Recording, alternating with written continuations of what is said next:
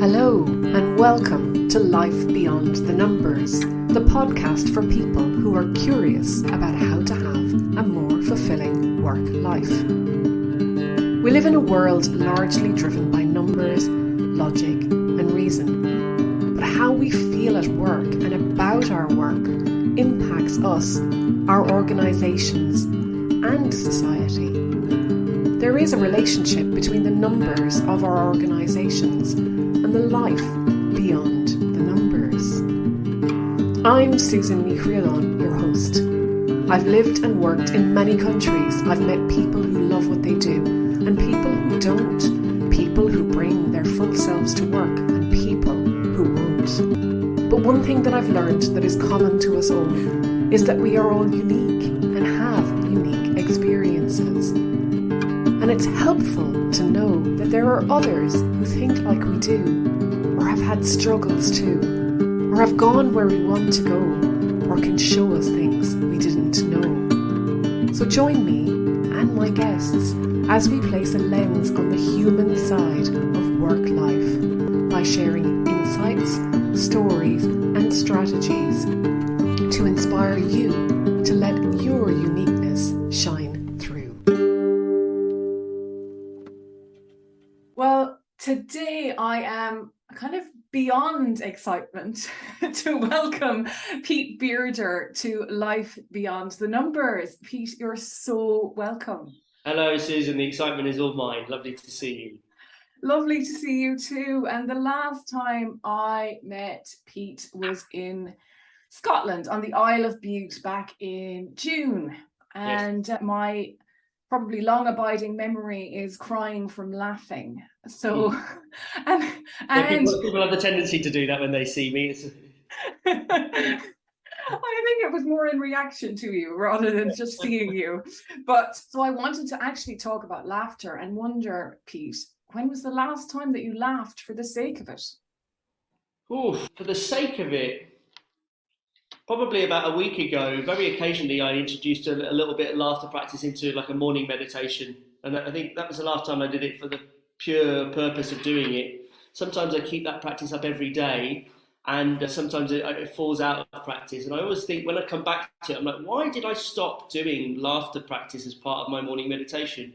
Because it makes my day so much more buoyant and chucklesome. And as a result of it, it really does transform the way I move through the world when I do laughter meditation. And I haven't done laughter meditation, I think, but I know myself that if I'm starting to feel a bit like kind of, what's going on here, usually laughter is the thing that I need. And I'll notice that actually I haven't laughed for a while. Yes. And I'll go and seek it out somehow. And luckily at times I can bring up the last time I met you and that helps me to laugh. Right. But when I was a kid in school, I had this thing that my parents could just say and it would just send me into absolute hysterics of laughter with tears flowing out of my eyes. And that lasted for years. And there's a lot to be said for how laughter just transforms our energy. Right. Yes, and that's interesting. You picked up on that code. Your parents had primed your nervous system so that they could say a particular code word and it would send you into spasms. Whatever that phrase was, and you don't have to share it with us, it was imprinted onto your deep psyche. Now, for me, it was the word poo. My mum had a particular way of saying it, and she picked the right moments, and she would send me and my two brothers into spasmodic fits of paroxysms. Yeah, and she would say it, and only ended by the age of about 18 when we were all, like drug-addled and depressed and angry young men, probably. But, it is interesting how programmatical we can be and how we can program ourselves to laugh. Yeah. You can also, if you do laughter for the sake of, you fake it till you make it, as we say in laughter yoga, you can do it whilst pressing a particular part of your body. Yeah, if you do that, if you repeat it, every time you do it, all you need to do is press that part of your body and it's like a button and you'll just start laughing because you associate that physical sensation with the act of laughing. That's fascinating as well, isn't it? And because I realized that I would get a bit annoyed with myself if I almost tripped up or I dropped something or spilled something. And I would have this voice that would go, oh, for God's sake, what did you do that for? And I decided it was time to substitute that with laughter. And I did train myself. So now when I do something like that, I just burst out laughing. Ah, great. This is brilliant. And every person I speak to has got their own route into this practice because it's so new and it's so niche and yet so ancient and so fundamental that whoever really goes into this, as did I 2.5 years ago when I discovered laughter meditation and it transformed my life. And now 2 years later, I'm publishing a book on that subject, etc., etc. Another friend started introducing it to his morning meditation. He would do it whilst laughing down. I'm like, great, let me know how you get on. Send me the data. Like, observe how this is changing your laughter behavior. Observe how it's changing the sonic properties of your life. Observe how it's changing your moods, when you're able to keep it up, when you're not able to keep it up. So everybody who does it is experimenting with this new, exciting healing modality, which is also ancient and fundamental part of being human. Totally. And I don't even know if I would have thought of it. That's interesting as a healing modality. It's just that I know. And I guess you're right. That's what it's doing for me. It's healing that sense of disconnection or snapping me out of, and I don't want to really use that language, but it's helping me to come out of my head, I guess, and into my body and actually right down into the rumble. And if I can have tears with laughter, oh my God, it's like having a massage, an inside out massage. Yes, yeah. And biologically, there are scientists who've gone into what's happening with your body, and you are creating a cascade of endorphins in your brain, which is causing you to be happier, more content. You're also shuddering your body into the parasympathetic rest and digest mode. Okay, so it's a tension release. And it's also a shuddersome transmission of energy. And as energetic creatures who are riding and surfing this flow of tension and release, it's a fundamental and inescapable way that we rupture and regulate ourselves and thus maintain homeostasis and optimal health. So I think the sad thing about laughter is it's greatly lacking from our day-to-day lives. I mean, if you go into a workplace, laughter is one of the things that is probably frowned upon, other than maybe at lunchtime or if the boss makes a joke and everybody feels like they have to laugh at it or whatever, which isn't real laughter. And actually, all of the things you're saying there about happiness and content, bringing about that change, that rest and digest, opens up creativity, opens up our ability to relate to one another on a different level. So why aren't we laughing more? Good question. Yeah, I mean, if you consider we're living through a mental health epidemic, and there is an urgent need for us to pioneer new ways to create collective joy and collective ecstasy, the very things which are an antidote to a loneliness epidemic and the most individualistic and atomized societies that have ever existed in the West. Okay, we have not evolved to sit in front of screen, said the man speaking into the screen, and what a grace it is to be able to do that right now. But when we do this for long periods of time, it has all of these effects which we don't need to repeat. But collective ecstasy, collective joy, rituals of public happiness, these are the antidotes. I used to work as a professional street entertainer, and I would tour Europe doing shows, hat shows, as a musician, and I would get groups of strangers and I would orgasm them into a finale. And they would all be dancing and singing and chanting and clapping and cheering together. There's something really, really beautiful to that. If you think people are going into city centres now with Semtex attached to them and they're blowing themselves up, or they're carrying weapons and they're doing mass shootings. And the complete opposite of doing that is wheeling a trolley with an amplifier and creating an explosion of dancing and music and good vibrations and togetherness, and hitting people with that instead. And that kind of made me think, okay, well, we really, really need this. Here's a high street full of stressed people. And through these rituals of performance, we can transform a space from one of transit or commerce and anonymity, and maybe suspicion and fear and class hierarchy and difference, into one of togetherness, and we'll have literally a millionaire dancing next to a street homeless person. And the street homeless people are always the people who start dancing first because they've got the least to lose. So then you have the millionaire clapping the street homeless person who suddenly become a celebrity because they're right in the middle of the circle dancing. You've got 80-year-olds next to 3-year-olds. You've got pigeons, you've got dogs, you've got humans. Boom. Oh my God, I can't believe you brought pigeons into that story. It was going so well, Pete. But it also reminds me, leadership is the ability to get people to join in, to follow. And it reminds me of, there's that video about the lone nut on the hill, the dancing guy, and he brings the crowd into it. And before long, that spontaneity just takes over and everybody's dancing. But you need the person who's willing to be vulnerable or to put themselves out there or to be the catalyst to start it. And we're not very good at that kind of stuff often, or not all of us are. Yeah, I mean, we're 400 years into an experiment in human consciousness, as it's known, the Protestant work ethic. Around about 400 years ago, there was a shift in the way that we started to do religion, and also the way we started to use land and the enclosures and laying the groundwork towards industrial and capitalist development. And this was a centuries-long project of suppressing collective joy, suppressing spontaneity, creativity, and people's free time and recreational time. Now, if you look at the Reformation, for example, in England, part of that process was systematically wiping out all of the festivities from the calendar. That was a puritanical impulse, and that's the history that we have. Then we have emotionally repressed Victorian society kind of grew out of that. So historically, my Britishness has given me a very somatically and emotionally repressed inheritance.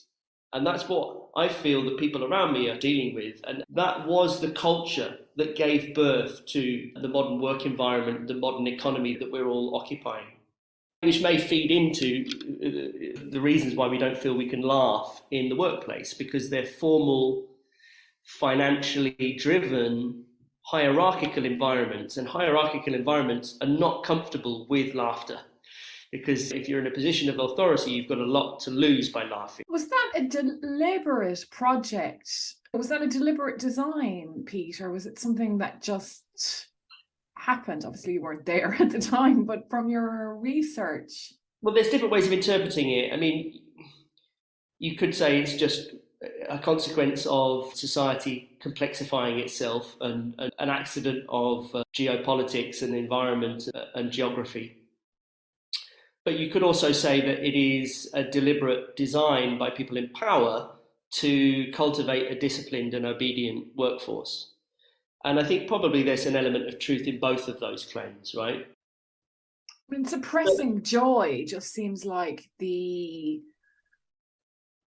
just wrong. So I guess it was everything like that was left to the home. And once you're out in public, then there was a conformity required in order to be productive and seen as obedient or whatever. Yeah, this is grown out of Christianity, of course. So, I mean, there used to be dancing. Anybody who's interested in the history of public joy, there's a great bestseller book called Dancing in the Streets by Barbara Ehrenreich, which I would recommend. But in Christian churches in Europe, there would be dancing inside the church. And there was a papal edict in late medieval Europe, and the Pope said, we're not going to have all these rowdy mob behaviour in our churches. It's out of control. And the franchise institution, the religious institution of the church said no more, okay? So they put in pews so people had to sit down, and the carnival moved outside. And, you know, in medieval Europe, the carnival would happen inside the church, and you'd have people doing rituals, absurdist, theatrical cabaret rituals, where the vicar, on a certain day, one day of the year, the vicar would do mock marriage ceremonies where you could like marry a donkey inside the hall. So there would be cross-dressing, and there'd be sexual luridness and all of that, right? I mean, it was, you know, quite a party. So we've come a long way. The institution of the church has had to stamp out a lot. And then when you want people to become a factory workforce where they're turning up on time, this took many centuries of changing that culture, of getting from the marrying a donkey into turning up at 9 a.m. to do your 16-hour working day. So that's a little bit about the journey that we've been on. And there is a financial interest in people being lonely and depressed and not together, because togetherful activities are very difficult to govern. And also, if people are lonely and anxious and on their own, they're more likely to buy things to make themselves feel better, hence the pharmaceutical industry and all this controversy around that, right? You're painting a really depressing picture for me now.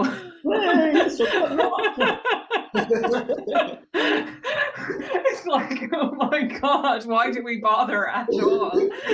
I thought we're chatting to Peter, cheer me up. Let's talk about love. All right, the last 5 centuries. Okay, right. That's on Pete. And hopefully we're heading towards a revolution that is going to, at some point, new projects are emerging. There's an evolution, and maybe it's an evolution to revolt. But this has obviously as well played a role in the oral tradition being downgraded. So in this last 5 centuries I've been talking about, you've also got the rise of literacy, and that made the church very dogmatic and very scriptural and very by the book. And it also brought in land deeds and titles, and society became very legalistic and very rigid and very scriptural and very written down. So that's a big feature of the making of our society, is that we're a literate society.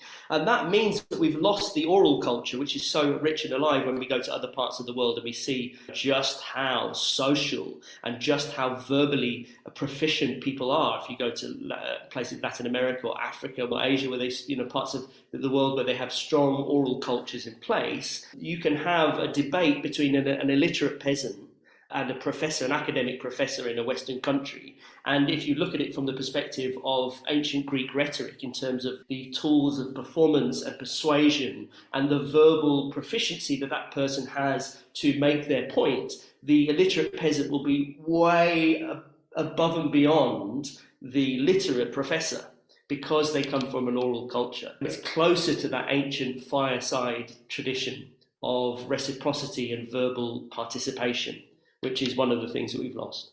And passing on culture. I mean, I suppose that's how we've kept stuff alive for so long. Our ancestors told stories, and the stories passed down from generation to generation.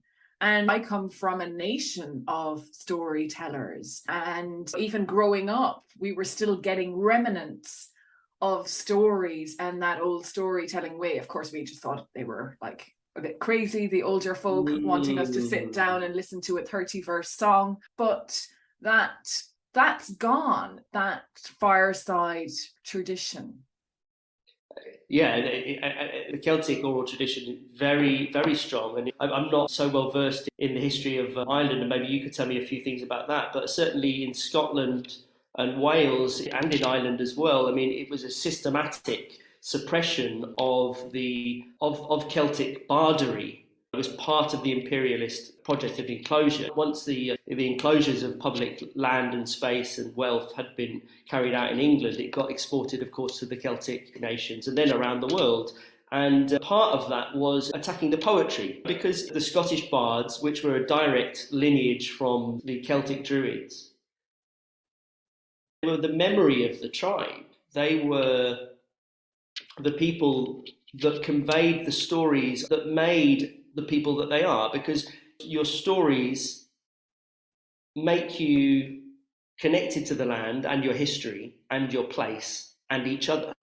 So if you attack the stories, and they would literally flog the bards if they caught people practicing as part of their educational drives or their suppression of the language and the culture, they would be persecuted. And we see this same process happening around the world, with the plundering of resources and the effect that has on people's language. When you take away people's language, you take away their peoplehood.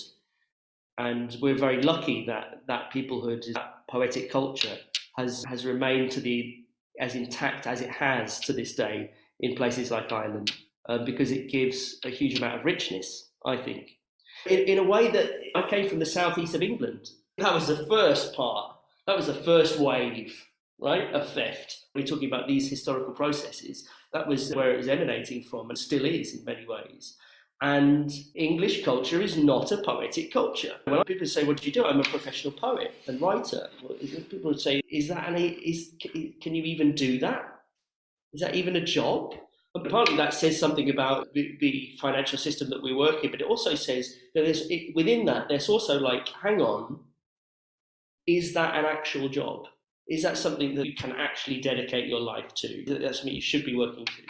But also, what's your contribution to society? Might be the underlying question there. Not just, is it a job, but where's your productivity? How are you helping the economy? Right. And not a huge amount, to be honest. I don't know about that. But the thing is that it doesn't have to be that way. If you look at Shakespeare, who was writing for the common man, you could see a Shakespeare play for like the price of a meal. It was pop culture. And people were really into metaphors, and they're really into soliloquies. And it was really richly written popular culture in a way that you don't get anymore. So you see how far we've come since that time. The common stock of linguistic capital that the average man and woman had in England was far, far beyond what it now is.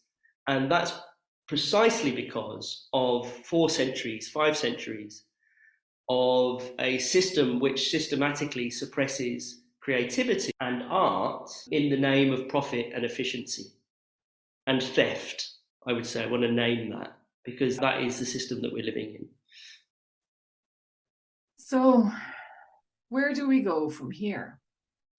Well, thankfully, our species is incredibly inventful, right? And for all of this doom and gloom, every time someone is born, that's another opportunity for somebody to go, hold on, this is bullshit, let's do something about it. And within all of these processes, I think it is also really important to be hopeful and to recognise the fact, as much as these are man-made problems, we have the capacity to invent our way out of this. And we're now seeing proliferation of different reactions. The laughter yoga modality that I have created, and by proxy the nonsense yoga, this is only one of a huge family, a huge diaspora of interventions towards collective joy and ecstatic play that I'm seeing all around me. And it's a very exciting time. And because there's an urgent need for these things will become increasingly more apparent. Good. And I think as well, there's a contagion to it, isn't there? I mean, that's perhaps how it will spread, because there's an emotional involvement in storytelling, in laughter, in any of that stuff. It's more than just words. It's way more than just words and language.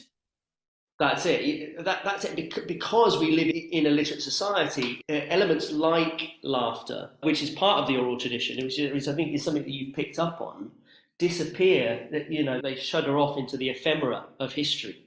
Like, part of the research I'm doing for the book on laughter that I'm writing at the moment is looking at the forgotten history of laughter within spiritual traditions. And it goes back, it's as old as Taoism and Zen Buddhism, as old as we can find scriptures, you can find laughter practice within religious traditions. However, theologians, men of the pen, of institutions and hierarchical religious bodies, don't like laughter. They're not going to write about it. It's not part of the literary tradition. Not write ha ha ha ha ha ha. Or, it's just, so that somatic shuddering, which has reverberated throughout human history and throughout religious practices, has been lost to the history books. It's very exciting to chip away at the very scant literature that exists on this subject. And I think it plays back as well to what you were saying about authority, I guess. And there's an element of professional means serious, means no laughter, where actually I think you bring a sense of humor into something, it can change the dynamic very, very quickly. And it can cut through stuff as well. If you know how to play the room and use those dynamics, there's a lot of power in that. And I don't know why we need either or. I don't know why we can't have serious and play, or laughter and talk, or my go-to phrase is professional is personal. I like that. I like that phrase. Yeah, absolutely. And laughter doesn't have to be about humor as well, actually. The overwhelming majority of laughter has nothing to do with funny, which is contrary to what you might expect, because you would think that most laughter comes at the end of a joke. But actually, if you start to observe laughter behavior as it manifests, most of it is a way to begin a conversation, end a conversation. When you're like at the where you get tea in a workplace, and then you're going to get swept up in a conversation and you don't quite know how to leave, and you're waiting for that moment when you can both laugh, and then there you go. And then you both shudder, and that energy is recognized and celebrated and dissipated, and off you float, right? So these dissipative micro rituals are part of the everyday way that we regulate and rupture ourselves and our interactions. And when you really start to look at it, it is absolutely fascinating. We're laughing as a way of modifying a previous utterance to say that wasn't serious, or to change the severity of what you were saying. So, for example, if I said, that's a nice top, I might laugh so that you knew that I wasn't being sarcastic, right? So it punctuates and it percolates and it carries along human intercourse. And because we are a rationalistic, analytical, literate society, we see the words and we see the objects and we see the propositional masculine elements of language, right? When actually the subconscious, intuitive, musical, contextual, social, holistic elements of language, such as laughter, isn't even considered part of language. However, it is the river on which language is carried, as you point out very well. Good meeting is a meeting where we're all laughing. Those dissipative rituals carrying along, making us all feel good in our belly. That's what makes you want to turn back up to another meeting with that person. That's what makes you want to work with people, when you can laugh together, because actually laughter comes from our limbic system, our primate brain, and that is the stuff that really matters and really gets remembered. And I think that says it all. I think it does. So, Pete, you're a poet. Yes, don't judge me. Tell us more about the type of poetry that you do, or how did you know it could be a job? I'm not entirely sure it still is.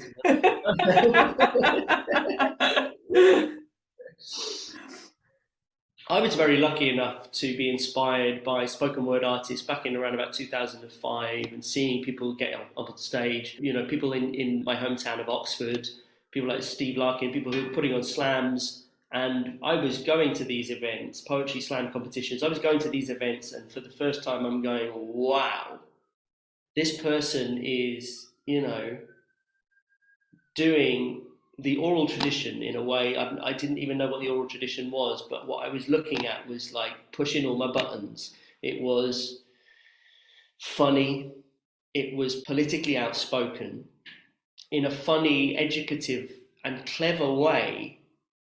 And it was engaging me emotionally and physically, and I was being asked to stamp my feet and clap my hands and take part in these rituals of competition. And I'm like, wow, this is what I want to dedicate my life to.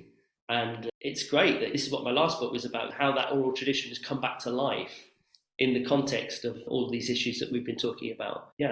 Yeah, and Pete's book that he's talking about there is called Stage Invasion: Poetry and the Spoken Word Renaissance.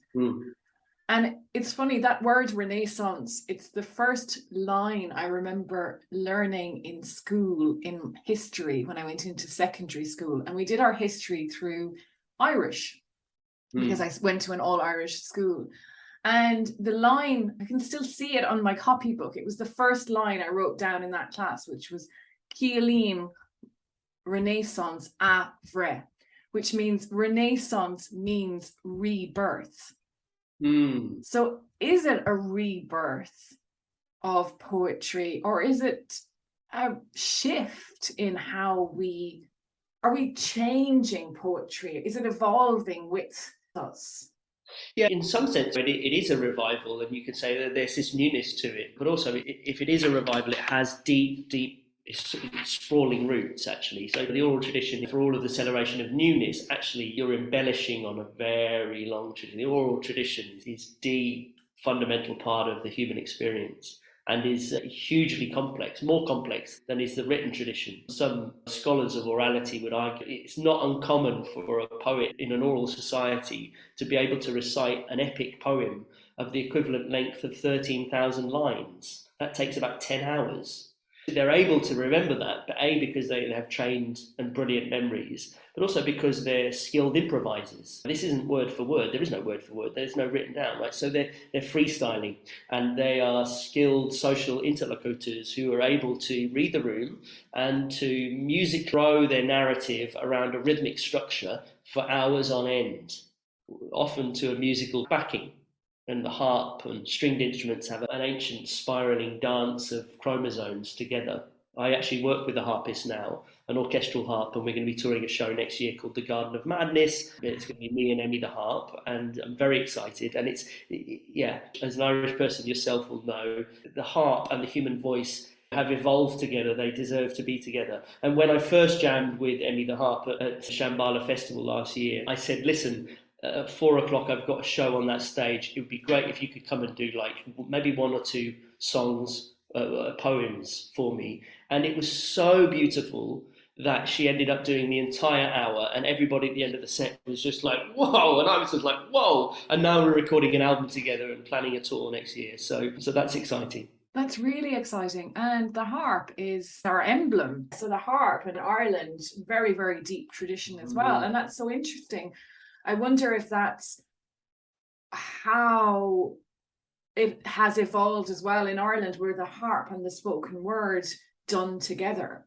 And did they form like that? I mean, I would imagine there's so few harpists now, but it is a really beautiful instrument. That's so cool.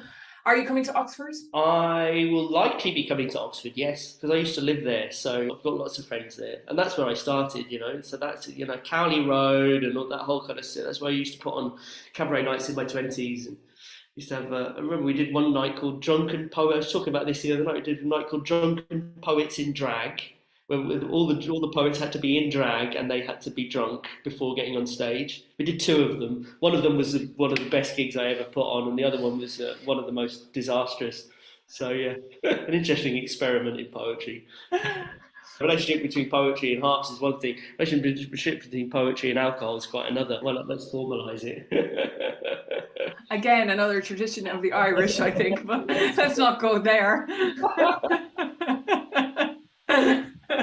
Not on this episode, at least. But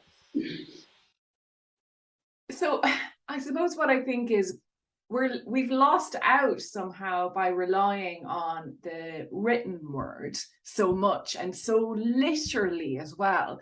Because I think the spoken word, there's a line that you wrote in your book that is really just it's burrowed its way into my head, and that's about, you said you practice precision, concision, and the construction of metaphor, or something like that.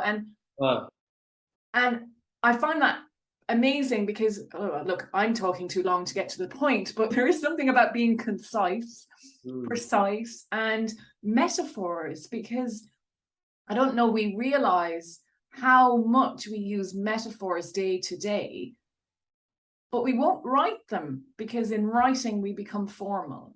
Right, yeah. So we're living in a culture of work where we're giving most of the hours of our week and most of our vital energies to enterprises based around an ideology of efficiency.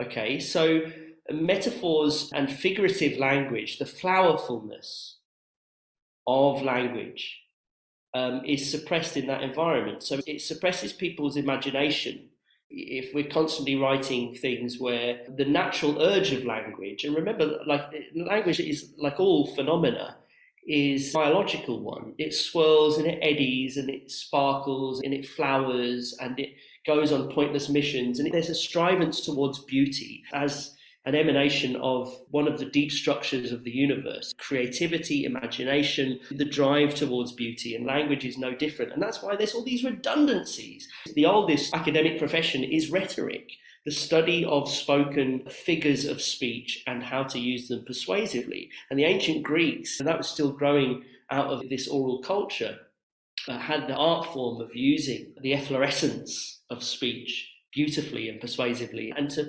use redundancies, because using all these redundant but very beautiful ways of speaking and constructing a sentence or a paragraph or an argument is just worth doing for its own sake.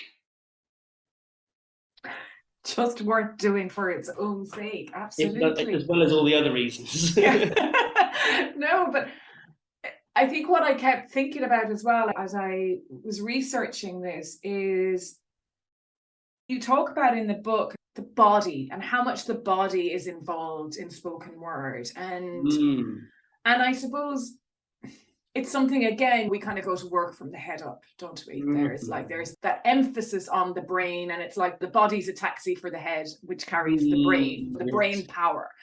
And you can see me here. I am a demonstrative speaker. I've always been like this. I've always used my body.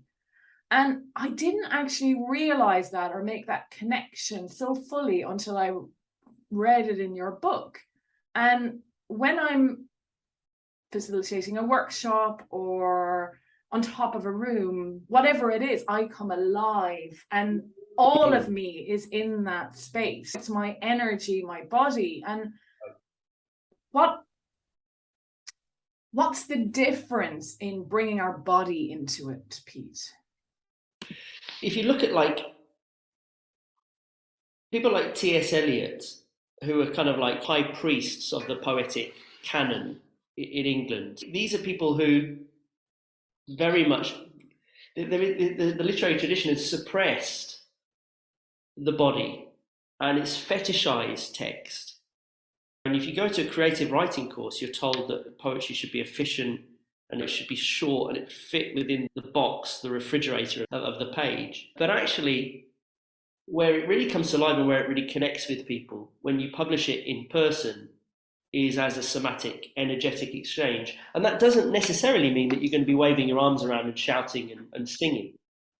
But it means that you're recognizing speech as a performance discipline. Now, I'm not just talking about poetry, because how many among us are poets anyway, right? But how many of us belong to the oral tradition? How many of us use language to persuade, to assert ourselves, and to move through the world? It's absolutely inextricable. We're a language-mediated species. So the subject of how we use language and the energetic exchange of language, and I'm not just talking about the acoustic blasts that are flying out of our face, I'm talking about the whole energetic exchange of your body, the electromagnetic field that you are propagating, the way that you are regulating interactions with eye contact, the behavior of your eyes, the musicality, the prosody of your voice, the way that you use your voice rhythmically, musically, the way you use silence, the way that you make way for other people and let other people talk, the extent to which you provoke laughter. Yeah. The extent to which you yourself laugh and elicit the laugh and permission the laugh of others. There's no right or wrong way of doing this, but we all have our own style of doing the oral tradition. And it's massively understudied and overlooked, I think. And it's funny because what was coming up as you were speaking there, and it's not really funny actually, but I was thinking about back to authority again, and actually the body there as a power house almost, so a leader in an organization, that hierarchy that you talked about, and whether that's the church or in a company. You're standing on a pedestal. You've been put on a pedestal. You're taller than everybody else. The body becomes a barrier. And a weapon almost with the oral tradition, because your words can frighten someone.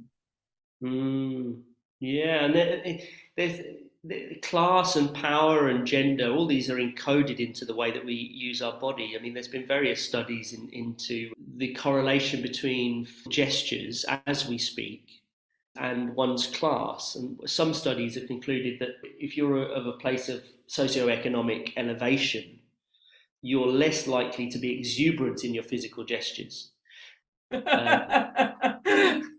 Right? Because that would be considered a little bit, you would lose gravitas, you would lose dignity, you've got more to lose by laughing. You don't see political leaders and prime ministers and presidents laughing. Why is that? It's interesting, isn't it? They're formally dressed, they're formally behaving. This is encoding itself into the very nervous system and the way it moves. So that exuberance can be seen as unpredictable and subversive.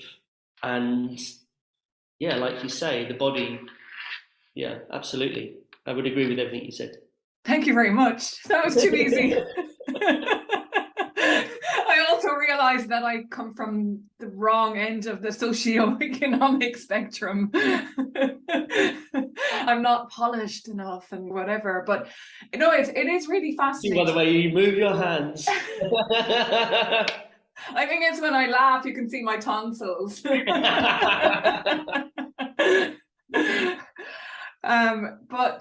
yeah, it's funny, isn't it, how our culture, I keep using that phrase, it's funny, but how our culture adapts to the norms that some people, their power, I guess, power really dictates how we're going to interact with one another. And yeah, if we don't see politicians laughing, well, they are a laughing stock, though, to be fair, at the moment in this country. We don't want to see them laughing either, though, Pete, do we? We want to see them being serious and taking things seriously. Maybe we do. I mean, maybe it's a functional. Maybe how long are they going to stay Prime Minister if they get up and start giggling on the podium each time? Do you know what I mean? Maybe we don't want that. Maybe it's like, come on, dude, there's some serious things we need to sort out here. Like, I mean, that's okay. I wouldn't like to say that people should necessarily be laughing all the time more. And I think although laughter is a fundamental part of human health, or it can be, people laugh for every type of reason. People will laugh in occasions when they've just been told that a loved one has died. They will laugh when they're being cruel or evil, where they want to exclude people, or there's pathological laughter that people do when they're mad. So it's a shuddersome physical process that happens for lots and lots of different reasons. It can be used to cultivate health, and that's why things like laughter yoga exist. What was the original point I was going to make? What was your question? I'm so sorry. I have no idea at this point. I think I was just saying like that we don't probably want to see them laughing, and I think you've probably answered that. I think that was where I was going. Yeah, sorry. So it's, yeah, I mean, the way I teach laughter yoga is not happy clappy.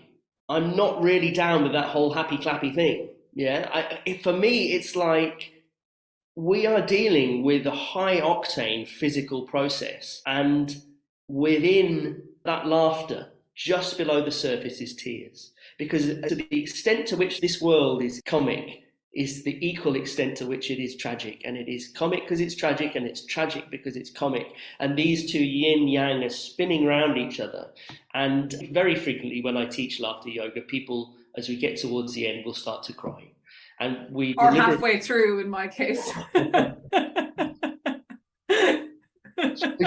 You were laughing tears. I remember it was quite wonderful. You slipped in and we'd stripped back all the layers, and you were laughing from a very deep and ancient place, and you went into the giggles. And the giggles is an ecstatic place that is available to us on a daily basis, where we can alter our consciousness, and it can have a high impact vibrational effect on the consciousness of people around us. It's a very fascinating thing, the giggles. You can completely lose control of yourself. You are literally beside yourself with laughter. You are having an ecstatic experience. And on that note, before this descends into that, Pete, like we're out of time. Oh my God. No, that's sad. Yes. You're going to have to come back again when the book is published. That would be good. If not before. Yes. But Pete, introduced you as Pete Bearder, but you're also Pete the Temp. TEMP, yes, that's my stage name. Yeah, I'm in transition now. I'm Pete Fluid. Pete Fluid. I'm Peter non-binary. Pete the Temp or Pete Bearder will do. Yeah, I answer to both. If somebody wants to know more about you or catch a show or whatever the correct terminology is for that. What are you even doing? Is that a real job? How? Where can they do that? So I've got about 15 years worth of stuff on YouTube. I've got a playlist for comedy, a playlist for spoken word, playlist for music, and some activist stuff on there as well. I've also got an Instagram and Facebook. You can find me if you search under Pete the Temp, and a website as well with details of my show and tour dates when they start next spring. So yeah, be in touch. You can subscribe to my newsletter on my website as well, and we'll tell you when we're touring around and all things like that, and new releases. I send out a monthly newsletter by email with the joke of the month and the word of the month and the quote of the month. Oh, and cool. videos that we've produced as well. So there's more of those to come very soon. Brilliant. And all that's left to say is thank you for the music. Yes, the daily music of your laughter, and what a song you carry into the world, Susan. Thank you for all you're doing. Thank you for your tonsils. Thank you for joy, your enthusiasm. Big love to you.